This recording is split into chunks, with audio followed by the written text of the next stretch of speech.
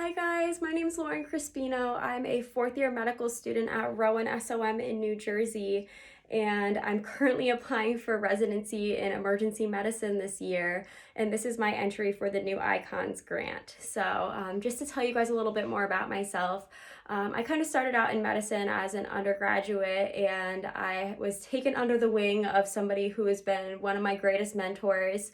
And she kind of introduced me to the field of emergency medicine, especially through pediatrics. So she was a pediatric emergency medicine doctor, and she gave me a lot of opportunity to get involved. And I ended up doing a lot of research with people on her team. So my first research project was in pediatric emergency medicine and in the pediatric PACU. And then I kind of developed this love for simulation. So I started working with another one of the doctors in the department who did work with simulation.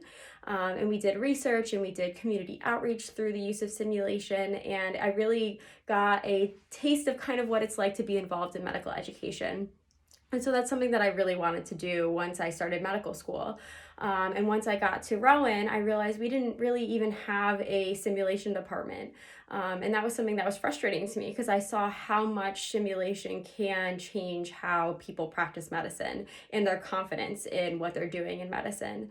And so I kind of championed this project where we started a student-based simulation organization, which led to us eventually competing in a national competition for simulation.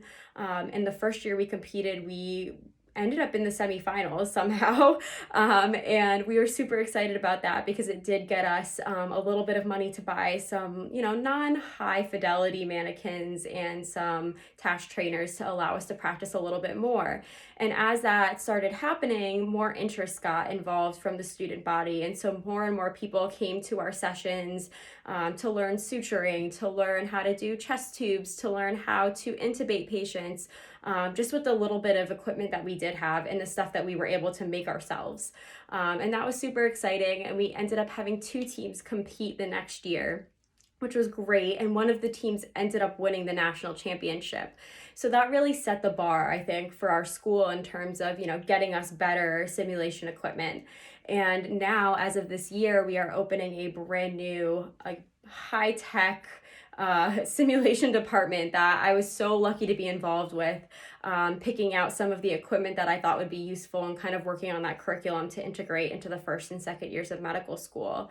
And so I've now officially passed the baton on to the next group of students who have now found a love for simulation, and I'm looking toward the future. So my goals now are to, get through residency and hopefully not have to worry too much about the stress of my student loans hanging over my shoulder, and then eventually wanting to do fellowship. So I would love to do fellowship in simulation and medical education to eventually be able to work in an academic emergency department, to be able to teach medical students, to be able to teach residents, to be able to improve patient outcomes through the use of simulation and especially through education.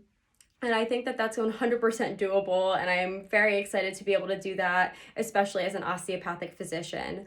I think that osteopathic physicians don't get, as much involvement in academic medicine, but that's something that I'm looking to change as an osteopathic physician in the future. I think that we are very capable of working in academics, medicine and academic societies, and I think that we can really, truly make a difference in patient care as osteopathic physicians. So that's kind of my long-term goals. My other passions are cooking. My parents joke with me all the time that if I didn't go to medical school, I probably would have run off to Italy or Europe somewhere and gone to culinary school.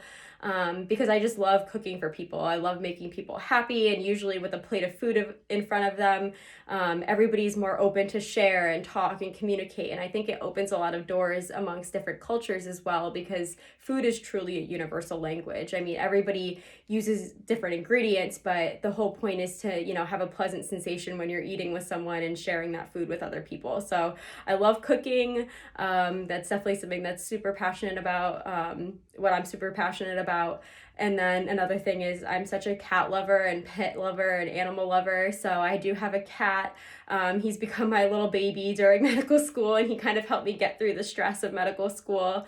And so I do have a pet Instagram account. So if you guys want to follow that, that would be awesome. He's super friendly and super cuddly and has definitely been a positive influence on me through medical school. So thank you so much, guys. I appreciate you giving this a listen.